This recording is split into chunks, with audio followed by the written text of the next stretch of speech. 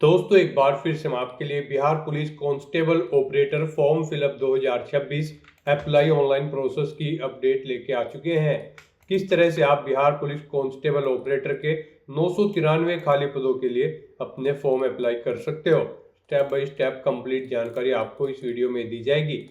Last date online आवेदन करने की 31 मार्च 2026 है, तो आप जल्द से जल्द अपना फॉर्म अप्लाई कर ले, कहीं मौका हाथ से छूट न जाए।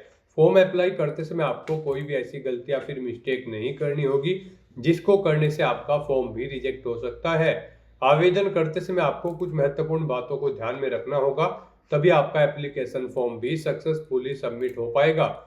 फॉर्म अप्लाई करते समय अगर आपके सामने कोई भी टेक्निकल प्रॉब्लम आ रही है, कोई भी डिफिकल्टी आ रही है, तो उसका हल भी आपको इस वीडियो में मिल जाएगा। फॉर्म अप्लाई करते समय आप फीस पेमेंट अपना कैसे करोगे, कैसे आपको पर्सनल इंफॉर्मेशन फिल करनी होगी, क्वालिफिकेशन की डिटेल आप कैसे फिल करोगे, किस तरह से आपको डॉक्यूमेंट, सिग्नेचर, फोटोग्राफ कितने केबी में अपलोड करने होंगे, किस तरह से रजिस्ट्रेशन से लेकर प्रिंट तक आप अपना फॉर्म अप्लाई करोगे।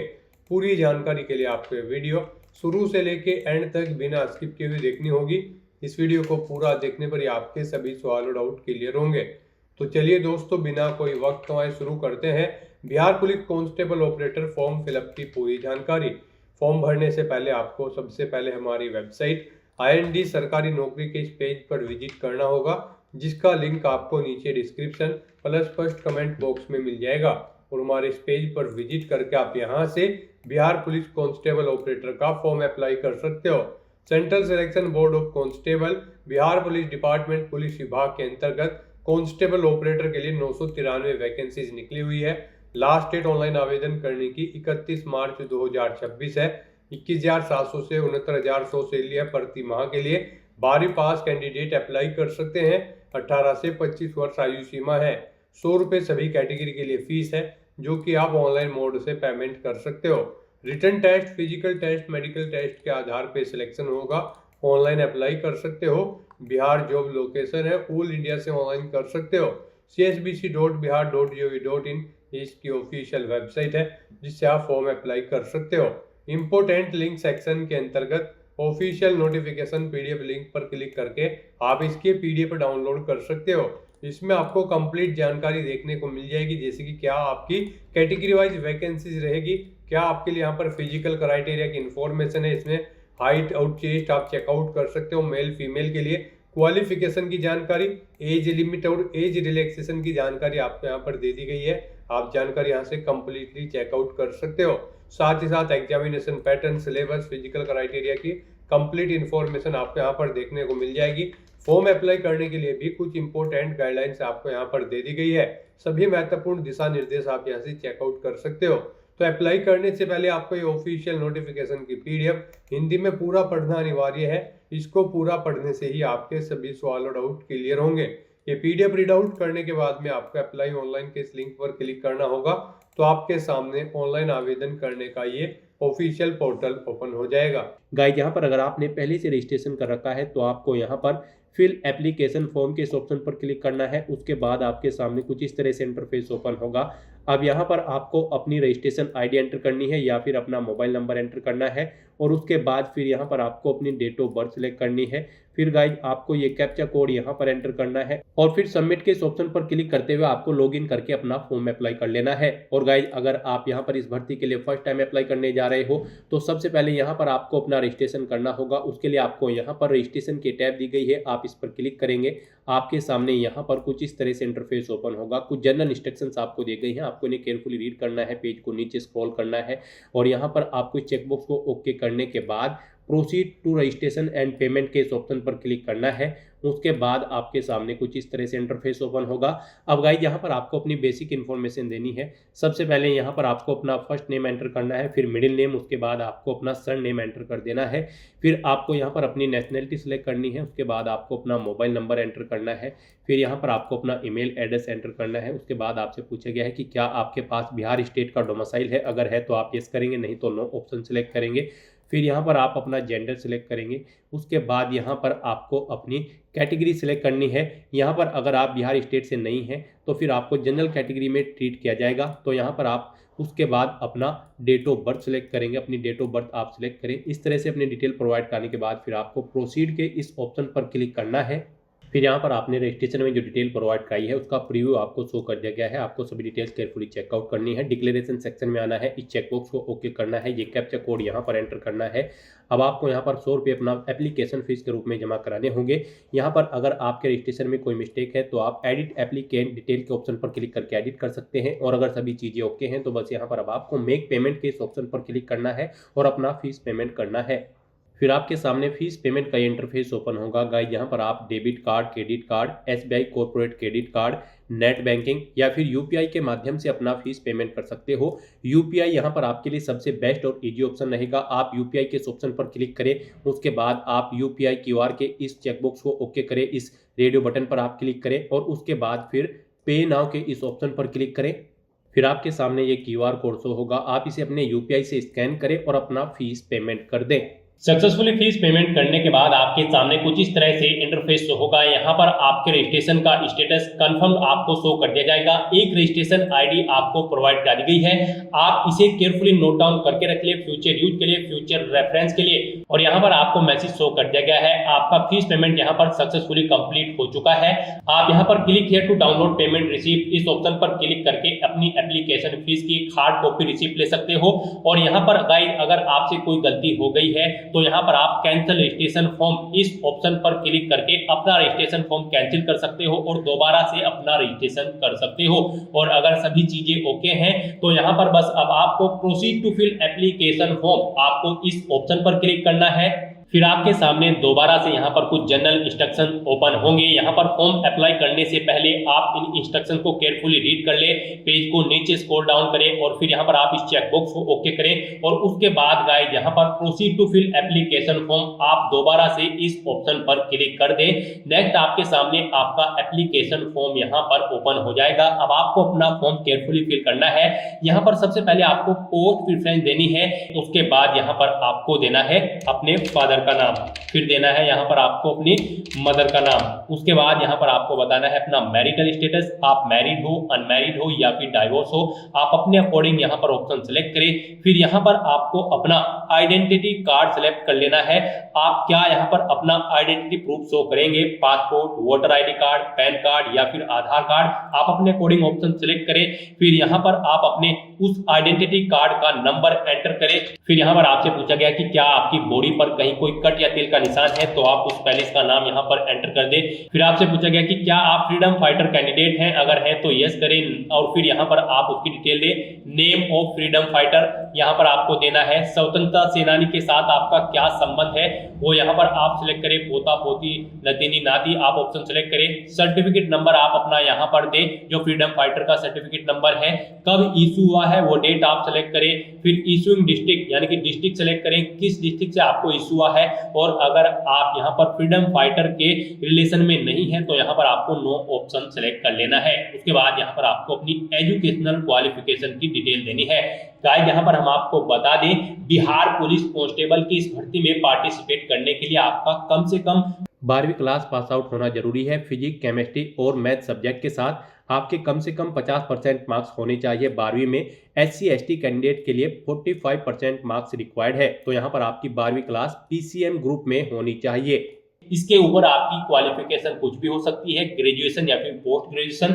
तो सबसे पहले यहाँ पर आपको देनी है अपनी 10वीं क्लास की डिटेल। यहाँ पर आप अपने स्कूल का नाम या फिर बोर्ड या फिर यूनिवर्सिटी या फिर इंस्टीट्यूट का नाम दें। उसके बाद यहाँ पर आपने अपना पासिंग सर्टिफिकेट नंबर देना है या मार्कशीट नंबर देना है। उसके बाद यहाँ पर आपको सर्टिफिकेट कब इशू हुआ है यानी कि आपकी मार्कशीट कब इशू हुई है वो डेट यहाँ पर आप सेलेक्ट करें, पहले डे फिर मंथ और उसके बाद आपको ईयर यहाँ पर सेलेक्ट कर लेना है।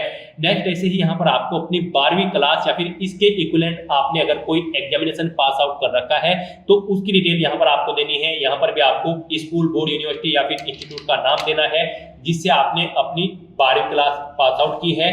अपनी सर्टिफिकेट या फिर मार्कशीट का नंबर देना है 12वीं की। उसके बाद कब आपको इशू हुई है आपकी मार्कशीट, वो डेट, मंथ और ईयर आप यहाँ पर सेलेक्ट कर ले। उसके बाद गाइस यहाँ पर अगर आपने ग्रेजुएशन कर रखी है तो उसकी डिटेल आप दें, पोस्ट ग्रेजुएशन कर रखी है तो उसकी भी डिटेल आप दे सकते हैं। ये यहाँ पर मस्ट नहीं है, ऑप्शनल है। अगर आपने कर रखी है ये क्वालिफिकेशन तो आप इनकी डिटेल दे सकते हैं। यहाँ पर आपको यूनिवर्सिटी का नाम देना है जिससे आपने अपनी ग्रेजुएशन कंप्लीट की है या फिर कॉलेज का, और फिर यहाँ पर आपको ऐसे ही अपनी पोस्ट ग्रेजुएशन की डिटेल आपको दे देनी है। अगर आप देना चाहते हैं, नहीं देना चाहते हैं तो इन सेक्शन को आप खाली छोड़ सकते हैं।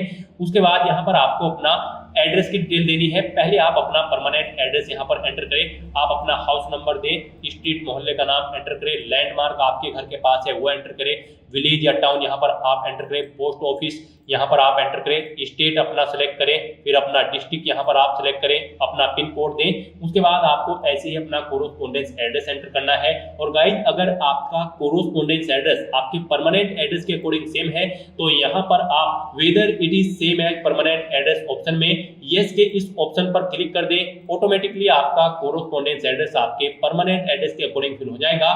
फिर यहाँ पर आपके कैरेक्टर से रिलेटेड आपसे कुछ क्वेश्चन पूछे गए हैं। यहाँ पर आपसे पूछा गया कि क्या आपको कभी यूपीएससी, एसएससी, एसपीएससी या फिर सीएसबीसी या फिर किसी अन्य रिक्रूटमेंट बोर्ड के द्वारा परीक्षा में बैठने से रोका गया है। अगर रोका गया है तो आप यस करें और फिर यहाँ पर आप एग्जाम ऑर्गेनाइजर, एग्जाम का name, exam date, department and date, reason, specify if other, आप इनकी डिटेल दें। नहीं रोका गया है तो आपको नो ऑप्शन सेलेक्ट कर लेना है। फिर यहाँ पर आपसे पूछा गया कि क्या आपके ऊपर कोई एफआईआर है या फिर क्रिमिनल केस है, अगर है तो आप यस करें और फिर उसकी डिटेल दें। नहीं है तो आप नो ऑप्शन सेलेक्ट कर लें। फिर आपसे पूछा गया कि क्या आपके ऊपर कोई एफआईआर या फिर क्रिमिनल केस पेंडिंग है कोर्ट में, अगर है तो यस करें और फिर उसकी डिटेल दें। नहीं है तो नो ऑप्शन सेलेक्ट करें।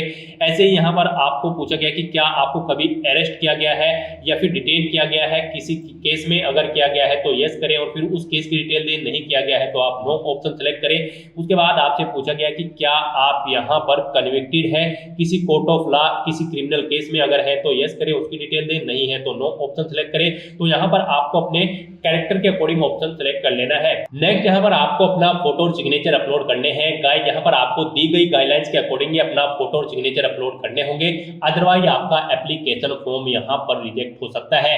फोटो के लिए यहाँ पर आपको सैंपल दिया गया है। इस फॉर्मेट में आपके फोटो होने चाहिए, मींस आपका जो फेस है वो पूरा क्लियर होना चाहिए और इन फॉर्मेट में आपके फोटो यहाँ पर नहीं होने चाहिए।